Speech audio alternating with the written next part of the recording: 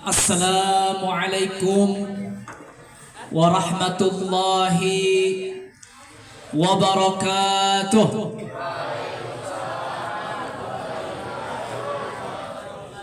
Alhamdulillahi rabbil alamin. Wassalatu wassalamu ala al-mab'usi rahmatan lil alamin wa ala alihi wa sahbihi ajma'in, amma ba'du. Puji syukur kepada Allah Subhanahu wa ta'ala.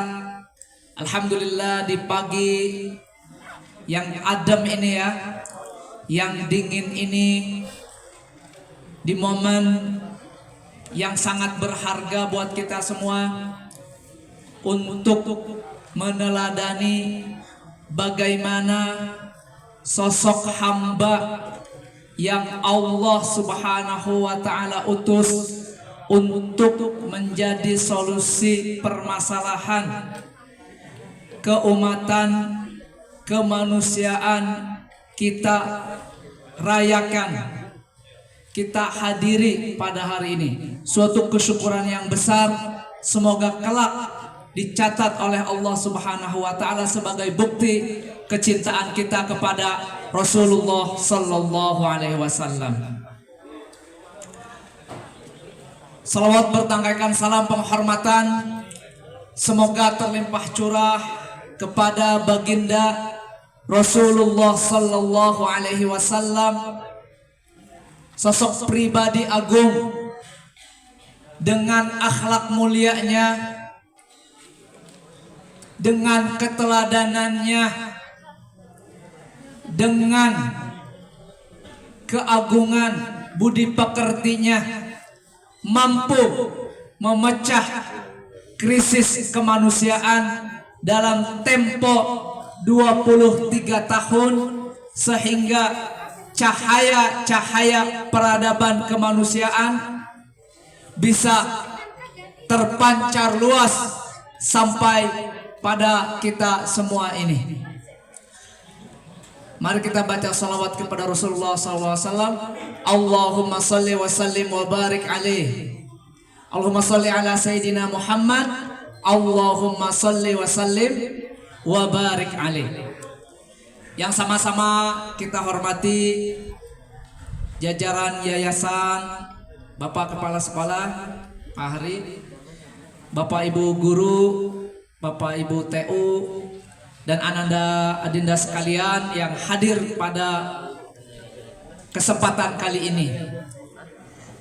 Izin berdiri ya. Perkenalkan, sebelum mengisi ceramah kita, melanjutkan ceramah kita, perkenalkan dulu. Dalam istilah katanya kalau nggak kenal ya kenalan, begitu ya. Betul apa betul? Kalau nggak kenal ya follow gitu ya. Kalau nggak kenal ya ikuti, kayak gitu, seperti itu. Kalau sekarang mungkin seperti itu ya. Apa katanya TikToknya katanya? Apa Instagramnya?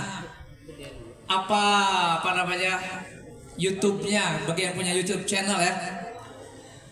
Tapi di dalam Islam cukuplah kita berkenalan satu dengan yang lain karena ikatan kita sebagai umat muslim dan juga sebagai umat manusia yang memang satu dengan yang lainnya harus saling mengenal.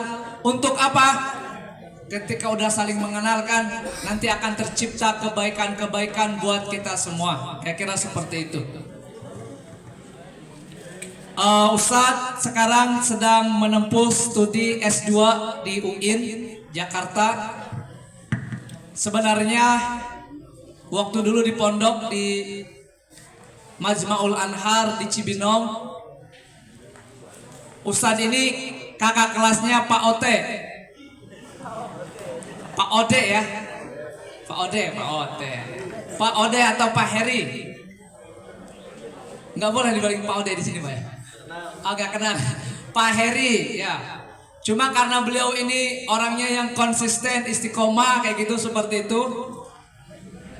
Dari setelah S1 langsung melanjut S2. Kalau Ustadz mundur dulu kayak gitu. Jadinya selesainya Pak Ote duluan. Insya Allah nih mohon doanya, Ustadz akan melanjutkan S3 ke Eropa insya Allah ya, mohon doanya. Mudah-mudahan di antara yang ada di sini ini tidak hanya nanti menjadi para pengusaha-pengusaha, para bos-bos di pariwisata gitu ya, atau memiliki wira swasta usaha yang akan berdampak sosial bagi masyarakat kita. Juga nanti mungkin mudah-mudahan ya, satu di antara yang ada di sini atau mungkin banyak ada yang bisa melanjutkan, bisa mengikuti jejak Pak Ode, bisa sampai Pak Heri, bisa sampai S2, atau mari kita selesaikan sampai S3, bila perlu sampai S4 kalau ada ya. Hari ini seperti yang disampaikan tadi Pak Kepala Sekolah dan juga disampaikan tadi oleh MC, kita ada tema perayaan Maulid ini untuk meningkatkan rasa cinta kepada Rasulullah, juga bagaimana dengan rasa cinta itu kita bisa meneladani akhlaknya, supaya materi ceramahnya tidak kemana-mana. Ustadz akan menyampaikan dua hal saja. Yang pertama, kenapa kita harus cinta kepada Rasulullah Sallallahu Alaihi Wasallam? Atau sederhananya, ngapain sih kita ngerayain Maulid Nabi? Kira-kira seperti itu. Yang kedua, seperti tadi disampaikan oleh Bapak Kepala Sekolah, kita ini warga Indonesia. Kita ini punya semboyan kenegaraan yang namanya Pancasila. Kita ini punya aturan yang dinaungi oleh Undang-Undang Dasar Negara Republik Indonesia, yang hari ini dikembangkan sebagai pelajar Pancasila. Di momen Maulid Nabi Sallallahu Alaihi Wasallam ini, apa yang bisa kita petik dari akhlak baginda Rasulullah Sallallahu Alaihi Wasallam yang prestasinya luar biasa dalam menyelesaikan, dalam menghadirkan solusi bagi krisis kemanusiaan itu, untuk bisa kita terapkan dalam kehidupan kita sehari-hari. Apa yang pertama? Pembahasan kita pada ceramah kali ini, kenapa kita harus cinta kepada Rasulullah SAW? Atau sederhananya, ngapain sih kita ngerayain Maulid Nabi? Ya kira seperti itu. Yang kedua, sebagai kita pelajar Pancasila nih, atau pelajar yang sekolah di negara yang punya semboyan Pancasila, kira-kira apa yang bisa kita teladani dari akhlak Rasulullah Sallallahu Alaihi Wasallam? Anda sekalian, Rasulullah diutus di zaman di mana akhlak manusia, moral kemanusiaan itu jauh dari kata ideal. Kenapa demikian? Karena pada peradaban saat itu, kita sebut saja misalkan, yang pertama, tidak ada kesetaraan. Apa yang dimaksud kesetaraan? Tidak ada hak yang sama antara laki-laki dan perempuan. Nih ibu-ibu, yang calon ibu-ibu maksudnya ya, atau adik-adik putri, harus menjadi orang yang paling pertama kali berterima kasih kepada Rasul. Kenapa? Karena andai saja Allah tidak mengutus baginda Rasulullah SAW, barangkali hari ini mungkin yang eksis itu laki-laki saja. Jangankan kita keluar rumah, jangankan kita sekolah nih macam di sini, yang perlu kita syukuri, keluar rumah saja mungkin susah. Kenapa memang? Dulu, dulu bapak-bapak, apalagi yang bapak-bapak ya, itu kalau punya anak lebih bangga punya anak laki-laki. Kenapa? Karena alasannya ini anak bakal bisa meneruskan apa? Bapaknya, kira-kira seperti itu. Bahkan perempuan itu dikubur hidup-hidup. Nauzubillah summa nauzubillah min dzalik. Yang berikutnya, perbudakan. Bukan lagi kesetaraan tapi perbudakan. Tahu perbudakan? Jual beli budak. Jadi misalkan ada seseorang dari negara apa, dari daerah apa, kemudian dijadikan budak hamba sahaya, dipekerjakan 24 jam, tapi hak-haknya untuk istirahat susah, untuk makan saja susah. Artinya dia dikebiri hak-haknya untuk melayani pemiliknya, tapi justru dia menderita saat menjalani kehidupannya. Ngeri gak? Halo? Ngeri gak itu? Apa yang dibawa oleh risalah Rasulullah? Apa yang dibawa? Nabi dalam motivasinya kepada para sahabat, siapa yang melakukan kesalahan ini maka merdekakanlah budak. Siapa yang ingin mulia di sisi Allah maka merdekakanlah budak. Inilah awal pertama kali zaman di mana perbudakan ini mulai dihapuskan. Yang berikutnya, sebelum kita lanjut, coba kita muhasabah atau refleksi atau ambil pelajaran dari perjuangan Nabi dalam memerdekakan budak ini.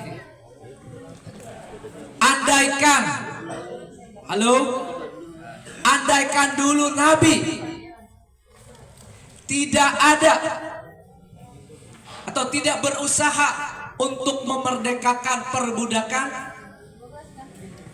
barangkali yang kaya akan tetap kaya, yang darahnya biru akan tetap darahnya biru.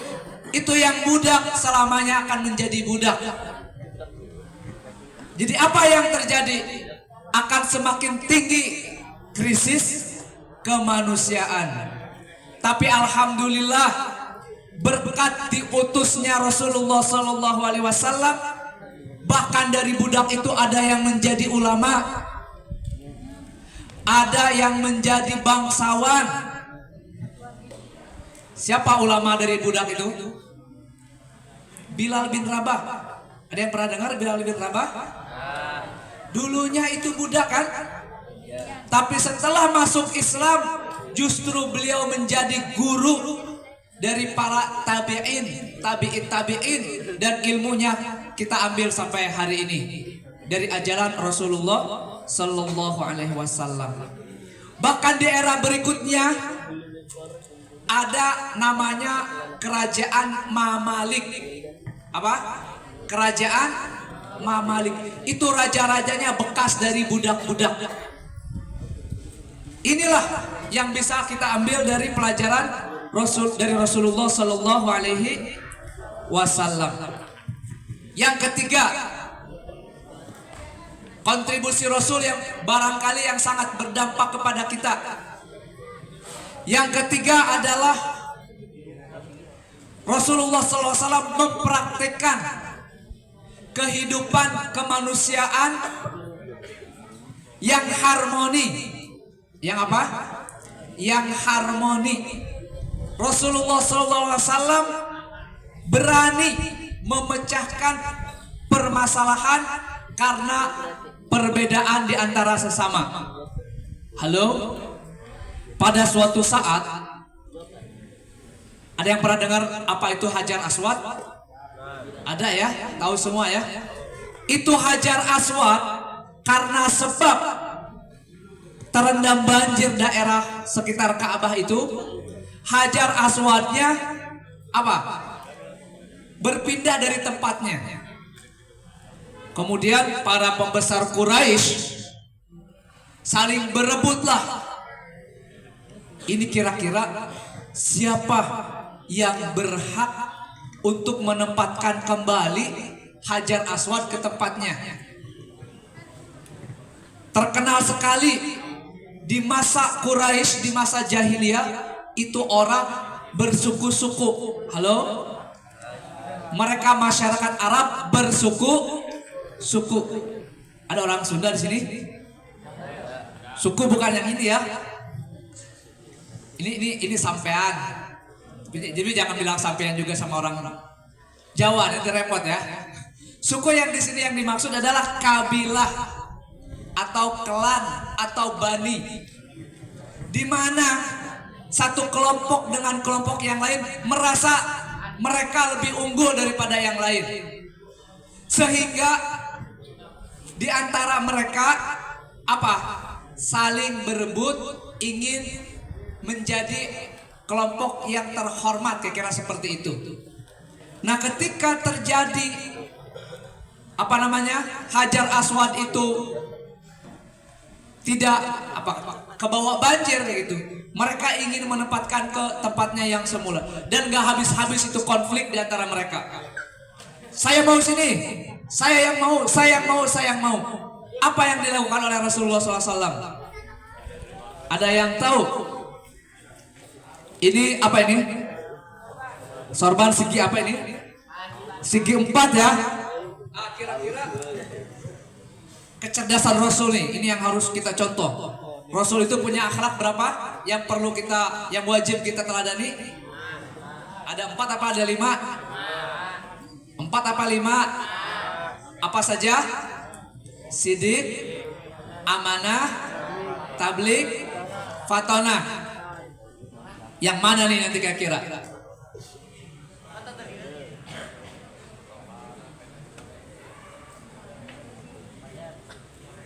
Ini ceritanya Hajar Aswad nih, mau ditempatkan ke sini kan? Itu orang ribut, padahal tinggal dipindahin aja ke sana. Tapi kecerdasan Rasulullah SAW, pada akhirnya ini Hajar Aswad ditempatkan di sini. Masing-masing kabilah memegang ujung ini. Jadi apa yang terjadi? Semua merasa ini kita diselesaikan oleh sosok yang cerdas, yang adil kepada sesamanya. Dan disitulah para kafir Quraisy, orang-orang Quraisy pada saat itu merasa apa? Merasa kagum kepada baginda Rasulullah Sallallahu Alaihi Wasallam, dan digelarilah beliau dengan kata Al-Amin.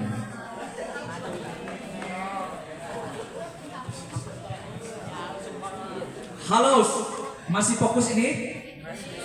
Kira-kira di tengah masyarakat seperti itulah Nabi diutus. Di tengah masyarakat yang secara moral, secara etika itu dalam keadaan krisis. Belum lagi apa? Mudah sekali menumpahkan darah atas nama perbedaan tadi. Hadirin yang dimuliakan Allah Subhanahu wa taala, kira-kira berikutnya, kenapa kita merayakan Maulid Nabi? Ada yang tahu? Kenapa sih kita harus cinta kepada Rasul? Halo? Kenapa kita harus cinta kepada Rasul? Kira-kira jawabannya ada berapa nih? 3 saja. Yang pertama, Allah Subhanahu wa taala dalam suratul Ahzab yang tadi disampaikan oleh pembaca Al-Quran tadi mengatakan apa? Laqad kana lakum fi Rasulillahi uswatun hasanah. Bahwa pada diri Rasul itu terdapat uswah hasanah. Apa itu uswah hasanah?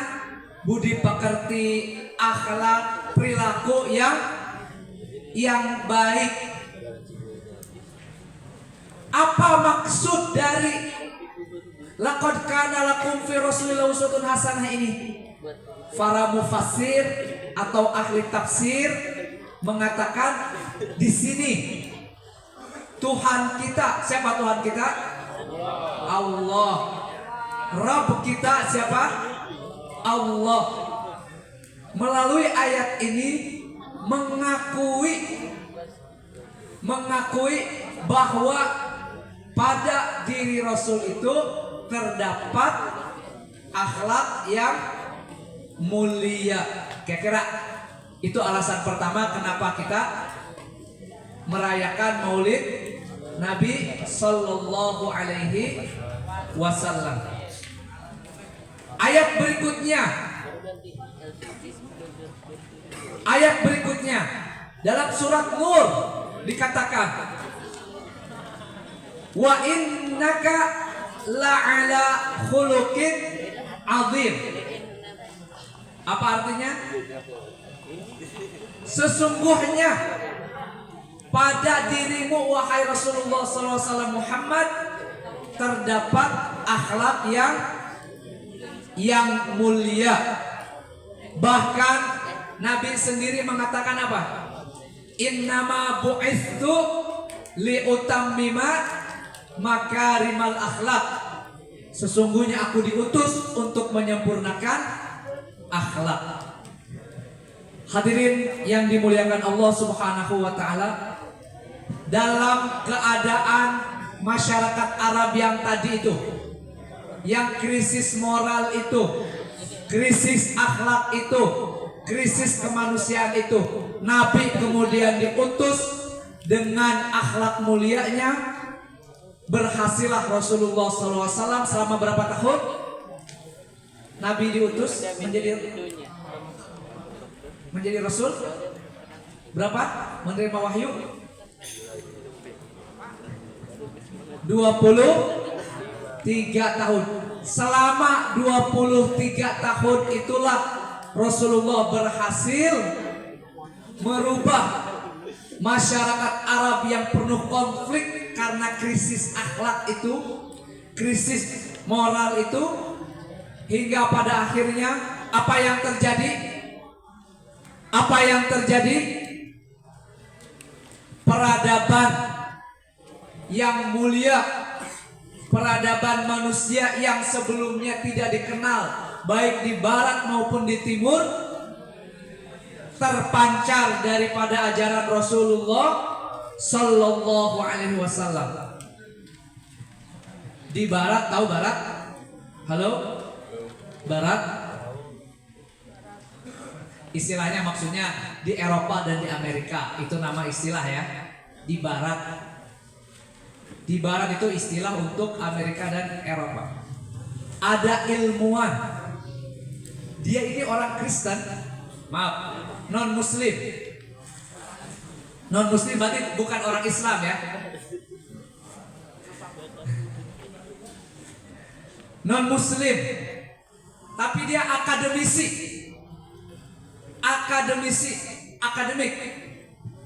ahli sejarah peradaban, mengakui apa yang beliau saksikan dalam peradaban Romawi. Halo, peradaban Romawi tahu tempatnya di mana?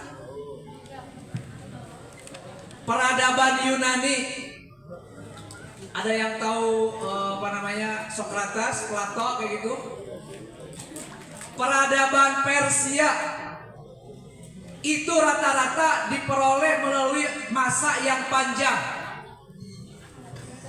Kata orang barat ini, yang akademis ini, tidak ada sosok yang mampu merubah peradaban secepat apa yang dilakukan oleh baginda Rasulullah Sallallahu Alaihi Wasallam 23 tahun. waktu yang singkat. Pertanyaannya, dengan cara apa Nabi mampu melakukan itu semua? Halo? Dengan cara apa, dengan jalan apa? Dengan akhlak yang mulia, dengan budi pekerti yang mulia. Di antara nabi yang Nabi ajarkan apa? Ada istilahnya musyawarah. Di dalam kehidupan ini perlu kitanya musyawarah. Adik-adik sekalian, Adik-adik sekalian, masih ada ibu bapaknya? Masih ada ya? Di rumah masih ada ibu bapak? Di sekolah ada bapak ibu guru? Ada ya? Adik-adik sekalian di sini punya cita-cita? Ingin menjadi apa di masa depan punya? Sering-seringlah bermusyawarah dengan bapak ibu di rumah, dengan kakak di rumah, dengan bapak ibu guru di sini. Sering musyawarah dengan mereka, kira-kira kalau saya ingin menjemput cita-cita masa depan yang gemilang itu seperti apa? Ikuti nasihat-nasihat mereka. Inilah ajaran yang dibawa oleh Rasulullah Sallallahu Alaihi Wasallam. Dan masih banyak lagi yang bisa kita ambil dari Rasul. Contohnya apa? Beliau senantiasa mengajarkan kita untuk seimbang. Atau istilah Kementerian Agamanya itu apa? Tawazun atau i'tidal. Apa itu tawazun i'tidal? Seimbang. Apa maksudnya seimbang itu? Kita sebagai muslim sudah seyogianya nih. Ketika kita sehari-hari sibuk dengan urusan duniawi, apa yang kita lakukan? Kita juga jangan lupa beribadah kepada Allah Subhanahu wa taala untuk kehidupan akhirat kita. Adik-adik sekalian, di sini belajar apa main? Belajar ya. Antara belajar dengan main, apa yang akan membawa dampak positif buat masa depan kita? Belajar tentu ya.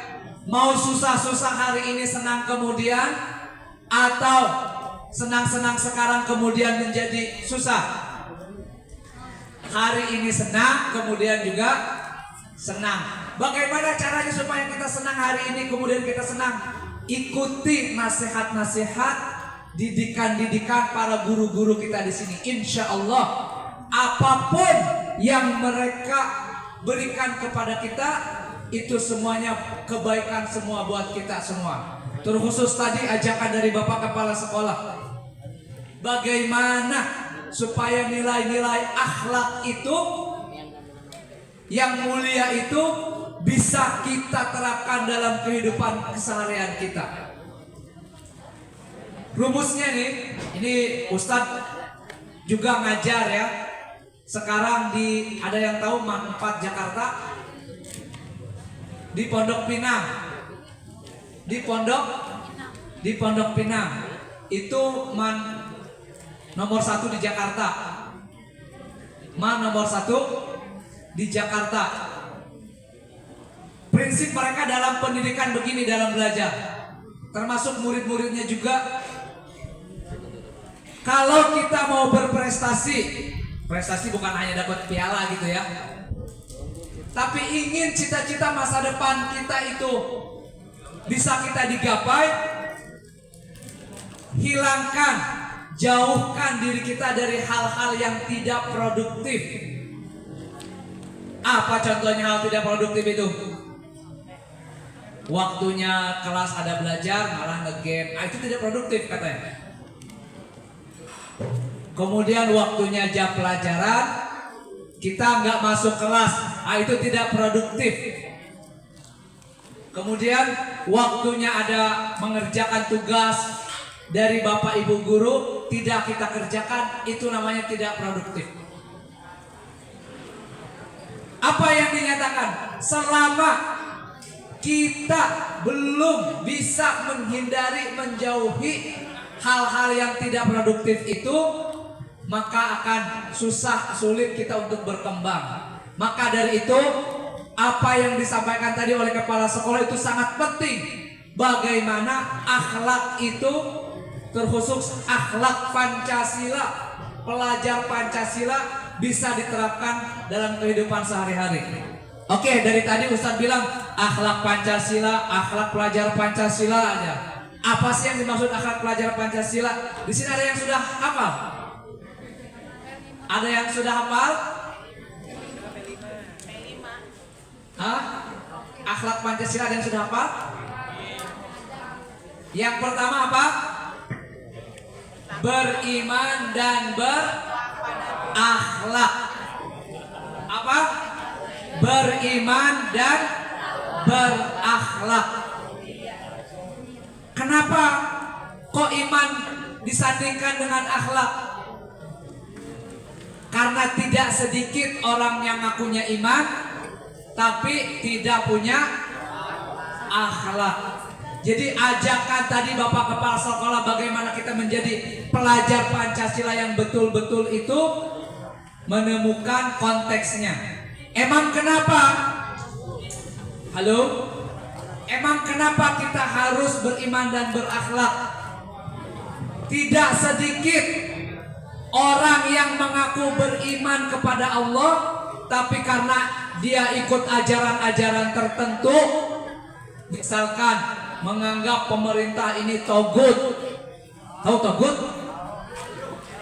Togut tahu? Durhaka kepada Allah gitu. Karena durhaka kepada Allah maka pantas ini pemerintah untuk dibom kayak gitu. Ada yang pernah dengar kayak gitu? Ada? Pelajar Pancasila harus bisa apa? Apa bahasanya ya? Harus menancapkan di dalam mindset ya bahwa itu harus dihindari oleh kita semua karena tidak sesuai dengan Pancasila. Yang kedua apa?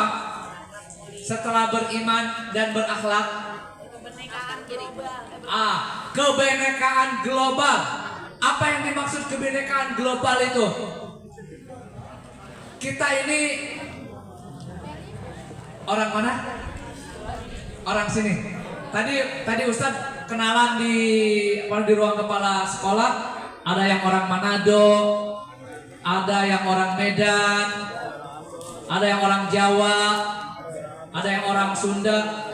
Kita ini sudah terlahir apa? Terlahir berbeda. Itu di lingkup nasional kita ya. Siapa tahu nanti di sini ada yang ke Malaysia ya, ada yang ke Korea, ada yang mau ke Korea. Itu ibu-ibu, adik-adik, putri ada yang mau Korea, ketemu Leho ya, Lee Min Ho gitu ya, atau ke Korea Utara ya, ketemu Kim Jong Un ya. Insya Allah kalau kita punya prinsip yang ketiga nih, kita punya kemandirian yang bagus. Punya kemandirian yang bagus. Apa yang dimaksud mandiri itu? Bertanggung jawab.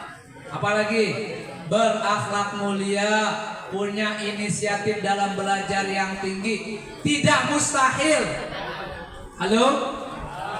Tidak mustahil kalian jadi pengusaha di sini juga pengusaha di mancanegara. Amin ya Allah ya Rabbal alamin. Tapi syaratnya kita harus paham itu tadi, kebenekaan global itu. Apalagi yang keempat? Gotong royong. Halo? Gotong royong. Hal-hal mulai yang dari hal-hal kecil di sini mari kita praktekkan gotong royong. Dan Nabi SAW juga mengatakan apa? Wa ta'awanu 'alal birri wat taqwa. Tolong menolonglah kalian dalam kebaikan dan takwa. Jadi gotong royong itu oleh Nabi juga diperintahkan. Apa yang terjadi kalau misalkan kita melakukan suatu perbuatan tapi itu diinspirasi oleh Nabi Sallallahu Alaihi Wasallam? Yang terjadi adalah selain kita mendapatkan apresiasi duniawi, kita juga digolongkan menjadi hamba-hamba Allah yang cinta kepada Rasul karena melaksanakan sunnah-sunnahnya. Yang kelima apa? Mandiri sudah.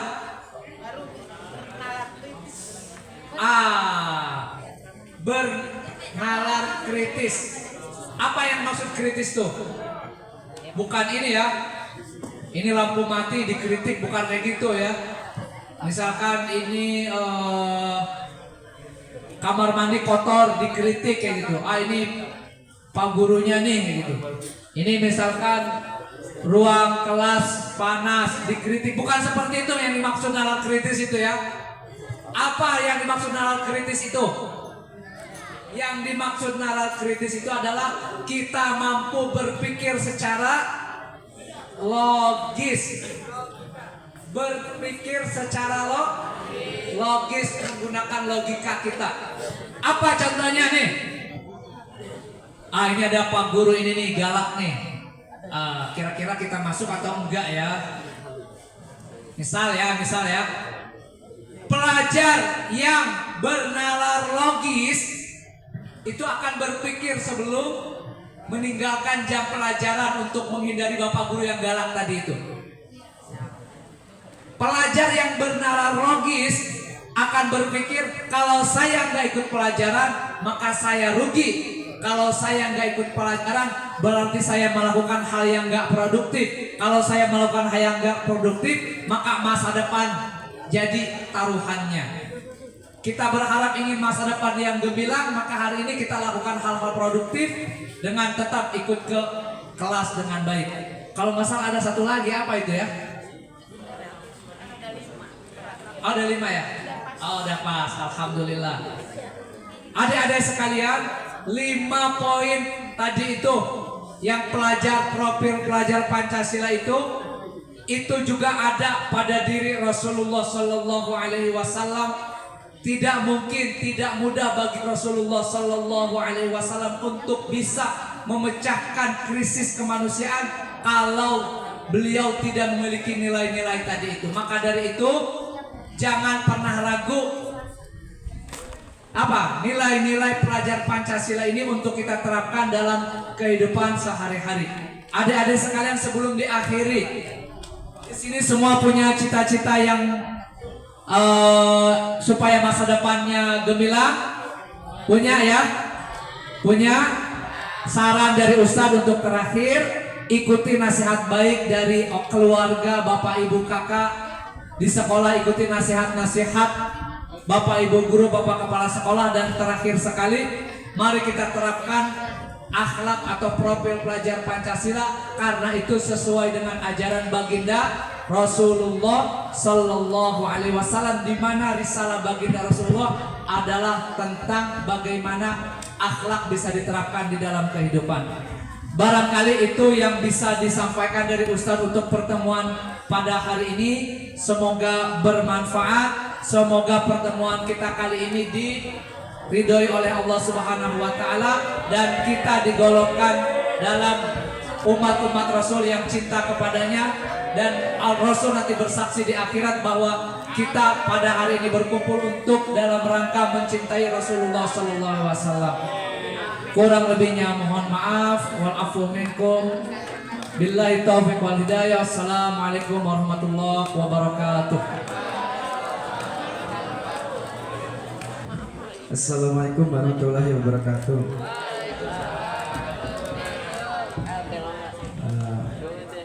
Perkenalkan, nama saya Wahyu Pak Ustadz. Langsung saja yang saya ingin tanyakan di sini kan peringatan itu tentang ceritakan itu tentang akhlak mulia. Bagaimana sih misalkan caranya ketika ada seseorang ataupun siswa yang melawan terhadap guru, itu bagaimana cara siasat supaya akhlak itu bisa berubah? Terima kasih.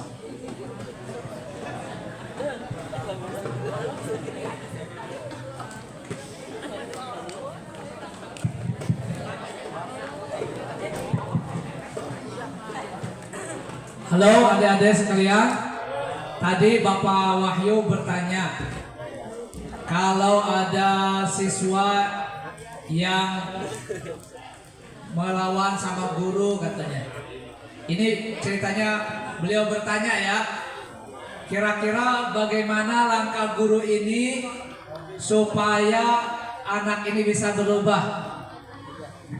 Adik-adik sekalian, kata Al-Quran ada yang pernah gini, innallaha la yughayyiru ma biqaumin hatta yughayyiru ma bi anfusihim. Ada yang tahu? Artinya ada yang tahu? Kata Allah nih dalam Al-Quran, halo, Allah tidak akan merubah satu kaum sampai kaum itu sendiri yang merubahnya. Nih, Bapak Guru sudah niat ingin merubah. Teman-teman sekalian ingin punya cita-cita yang agung, punya cita-cita yang tinggi, ingin meraih cita-citanya. Insya Allah nanti perubahan-perubahan yang dibawa oleh Bapak Kepala Sekolah dan guru-guru mohon diikuti ya. Mudah-mudahan kita niatkan apapun nanti yang diberikan oleh para Bapak Ibu guru dalam mendidik kita diterima dengan baik, dengan lapang dada. Mari kita berubah bersama-sama untuk masa depan kita semua, untuk menjemput cita-cita kita semua. Jadi intinya Pak Wahyu memang harus dua-duanya. Kalau gurunya aja yang ingin kayak gitu ya, tapi anaknya enggak, ya repot ya adik-adik sekalian. Mumpung ada adik-adiknya nih, kalau ngomong berdua kan bingung juga. Mumpung ada di sini ada adik-adiknya. Kalau kita ingin menjemput masa depan, mari kita berubah mulai dari hari ini adik-adik ya, dan ikuti perubahan-perubahan yang dibawa oleh Bapak Ibu guru kita semua. Insya Allah pasti niat-niat dari mereka bukan ketika memarahi, bukan untuk menjatuhkan, ketika mereka mengadili, bukan untuk memenjarakan. Belum pernah kan ada yang dipenjara di sini kan? Bukan, tapi apa? Untuk perbaikan supaya akhlak kita baik, supaya kita menjadi manusia-manusia produktif sehingga mudah sekali kita menggapai cita-cita kita. Betul apa betul? Betul ya. Akhir-akhir itu Pak Wahyu ya.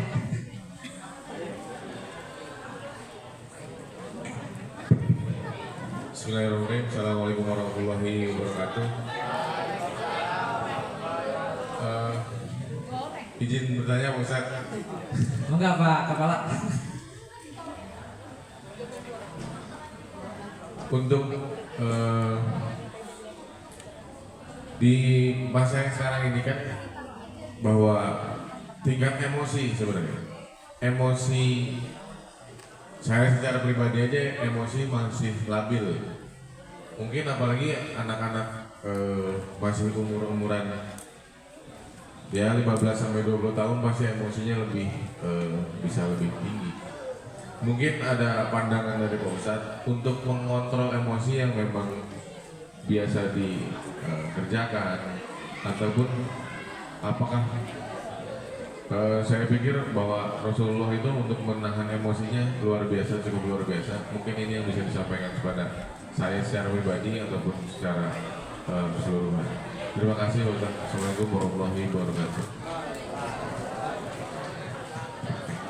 Izin Bapak jawabnya Pak. Saya jawab jujur atau jawab diplomatis Pak? Jawab jujur ya. Adik-adik sekalian, ada yang pernah dengar perang Uhud? Dalam perang Uhud itu Rasul dan pasukannya menang atau kalah? Kalah. Bahkan dikatakan Rasul sampai copot giginya itu sampai berluka itu. Bahkan dikatakan sampai didesus-desuskan begitu, diisukan Rasul mati atau terbunuh dalam perang Uhud itu. Pertanyaannya, kok bisa Rasul kalah? Halo? Kok bisa Rasul kalah? Kok bisa Nabi kalah? Jadi ceritanya begini Pak. Adik-adik sekalian, ceritanya begini. Ketika sebelum perang melawan kafir Quraisy, Rasul itu sosok yang sering bermusyawarah. Ketika hendak ke perang Uhud, ceritanya ada masukan dari para sahabat, ini kita strategi yang kita pakai. Padahal di perang Badar menang. di perang Khandaq juga menang. Tapi yang perlu dicatat, yang dilakukan oleh Rasul itu ingin mencari solusi terbaik, kira-kira seperti itu. Perang Khandaq itu yang menyarankan Salman Al Farisi kan. Memang beliau berpengalaman dari versi negeri Persia itu. Tapi di perang Uhud, hanya saya belum baca pendapat siapa ini. Pendapat siapa menggunakan strategi ini? Akhirnya kalahlah Rasul ini. Kan kalau kita mah mungkin Pak ya, ini gara-gara kamu nih pakai strategi kayak gini nih, kita jadi kalah nih. Gara-gara kamu nih kemarin menyarankan kalian nih mensepakati misalkan kita pakai strategi ini, akhirnya kita kalah. Tapi tidak dengan Rasul. Rasul go. Rasul menyadari, Rasul tidak mematikan potensi-potensi kritis pendapat-pendapat dari anak buahnya itu. Tapi apapun yang menjadi keputusan bersama itu oleh Rasul dihargai meskipun hasilnya buruk. Jadi pelajarannya bagi kita apa ya? Gak hanya buat bapak, gak hanya buat anak-anak, gak hanya buat ibu-ibu. Ketika kita sudah bermusyawarah, kan kata Nabi, apa bahasanya? Ma khaba man istasyar. Tidak akan tidak akan rugi orang-orang yang bermusyawarah. Nah, ketika sudah bermusyawarah tapi gagal, bagaimana? Insya Allah di situ ada hikmahnya. Dengan kegagalan atau kesalahan strategi yang mungkin pada saat itu kita kecewa habis, tapi kita ambil pelajaran di situ, justru yang terjadi umat Muslim di perang-perang berikutnya justru mendapatkan kemenangan. Kira-kira untuk mengatur emosinya, insya Allah di balik ini itu kita sadari akan ada pelajaran yang bisa kita petik dan bisa kita perbaiki di hari esok. Itu sikap tenggang rasa di tengah keberagaman yang kita hadapi pada era. Kira-kira seperti itu Pak ya?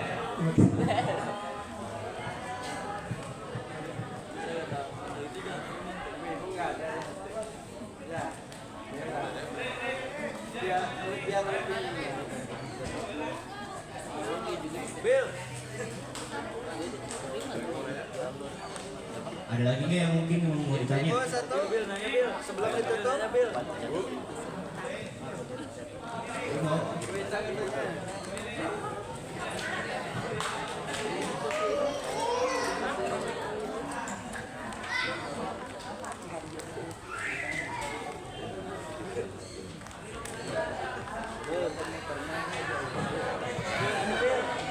Pak, boleh duduk?